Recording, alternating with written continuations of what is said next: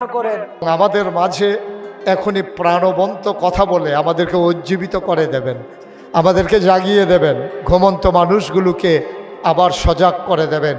আমাদের প্রিয় মানুষ, হৃদয়ের কাছের মানুষ, অভিন্ন হৃদয়াংশ, এই কুমিল্লার বীর সন্তান, বাংলাদেশ যাকে স্যালুট জানায়, বাংলাদেশ যে সন্তানকে ধারণ করতে পেরে, জন্ম দিতে পেরে আজকে গৌরবান্বিত বোধ করছে, আমার আদরের ধন কলিজার টুকরা হাসনাত আব্দুল্লাহ। কথা বলছেন হাসনাত আব্দুল্লাহ।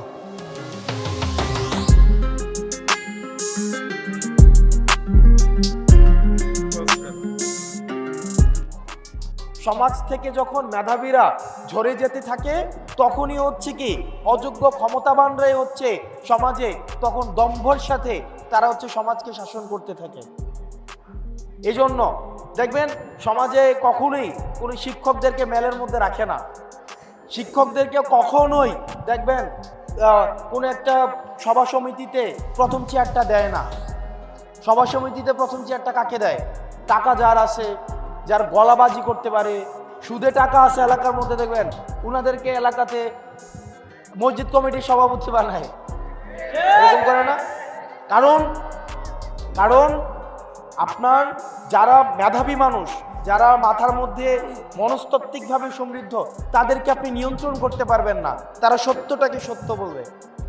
সবশেষে আমি হচ্ছে ব্যক্তিত্বের যে জায়গাটা, মানে আমরা মাঝে মাঝেই দেখেছি যে নতজানু থাকে অনেকে নেতার কাছে, এমপি মন্ত্রী, ওনাদের কাছে একটা নতজানু একটা ভাব থাকে না? কিন্তু আমরা সব সময় দেখেছি যে মুস্তাক ফয়েজি হুজুর উনি কোন কাউকে, যে আমাদের তরুণদের মধ্যে একটা ব্যাপার আছে ড্যাম কেয়ার, কাউরে গুনি না, মানে একটা ব্যাপার থাকে না যে কাউরে এই ড্যাম কেয়ার যে ভাবটা, এটা আমাদেরকে খুব অনুপ্রাণিত করে।